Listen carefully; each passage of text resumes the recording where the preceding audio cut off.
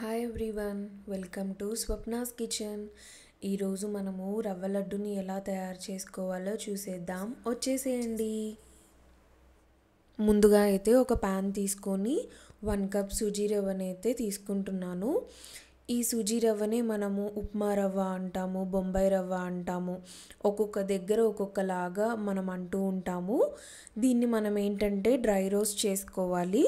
సిమ్లో మీడియంలో పెట్టుకొని అడ్జస్ట్ చేసుకుంటూ ఫ్లేమ్ని మనకి ఆ రవ్వ అనేది గోల్డెన్ కలర్లోకి వచ్చేంత వరకు అయితే చక్కగా కలుపుకుంటూ అయితే ఫ్రై చేయాలి.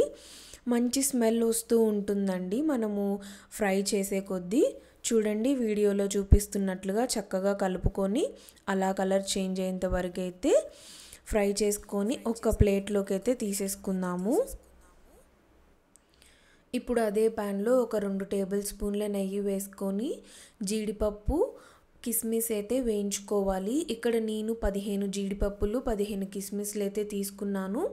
జీడిపప్పులని మీరు చిన్నగా కట్ చేసుకొని ప్యాన్లో వేసేసుకోండి. చక్కగా గోల్డెన్ కలర్లోకి వచ్చేంత వరకు అయితే వీటిని ఫ్రై చేసుకోవాలి. మనకు ఒక 3-4 నిమిషాలు అయితే పడుతుంది ఇవి గోల్డెన్ కలర్లోకి వేగడానికి. ఆల్మోస్ట్ మనకైతే జీడిపప్పు, కిస్మిస్ వేగిపోయాయి. ఈ కలర్లోకి వచ్చిన తర్వాత మనం ఒక ప్లేట్లోకి తీసేసుకుందాము. ఇందాక రవ్వ తీసుకున్న ప్లేట్లోనే ఇవి కూడా యాడ్ చేసేసుకొని పక్కన పెట్టేసుకుందాము. నెక్స్ట్ మన ప్రాసెస్ ఏంటంటే ఒక పెద్ద కొబ్బరికాయను తీసుకోండి. దాన్ని ముక్కలుగా కట్ చేసుకొని మిక్సీ చేసుకుంటే మనకి కొబ్బరి తురుము అయితే రెడీ అవుతుంది. దీన్ని మనము ప్యాన్లో నెయ్యి వేసుకొని చక్కగా వేయించుకుంటూ ఉండాలండి. ఒక్కటేసారి నెయ్యి వేయకుండా ఒక 2 స్పూన్స్ అలా వేసుకుంటూ మనకి నెయ్యిలో చక్కగా దీన్ని గోల్డెన్ కలర్లోకి వచ్చేంత వరకు అయితే వేగనివ్వాలి. ఆ పచ్చిదనం అంతా పోయి కొబ్బరి వేగుతూ ఉంటుంది.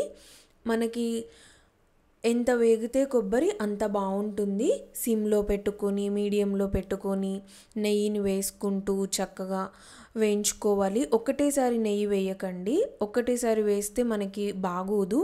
కొద్దిగా వేసుకుంటూ మనమైతే తీసుకున్న కొబ్బరి తురుముని మొత్తం అయితే చక్కగా గోల్డెన్ కలర్లోకి రావాలి.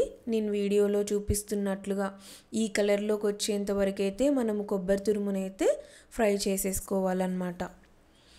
నెక్స్ట్ మనమైతే ఇందాక రవ్వ పెట్టుకున్న ప్లేట్లోని షుగర్ యాడ్ చేసుకోవాలి. ఇక్కడ షుగర్ నేను వచ్చేసి మనం ఏ కప్పుతో అయితే రవ్వ తీసుకున్నామో అదే కప్ తోటి షుగర్ యాడ్ చేసుకుందామండి.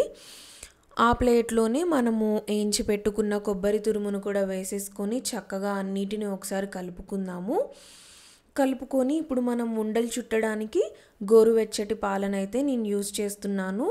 చేతిని మంచిగా పాలతోటి తడుపుకుంటూ ఉండలైతే చుట్టుకుందాము.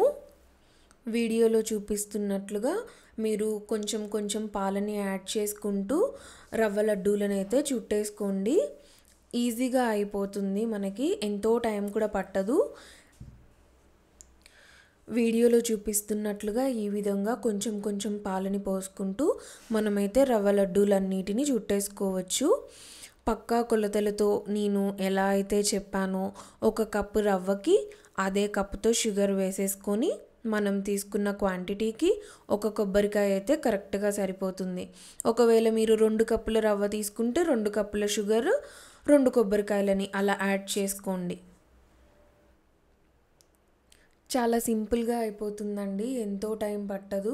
చూస్తున్నారు కదా మీరే, ఈజీ ప్రాసెస్ అన్నమాట. స్వీట్ చేస్తున్నామని మరియో గడైతే చూడండి ఎలా చూస్తున్నాడో.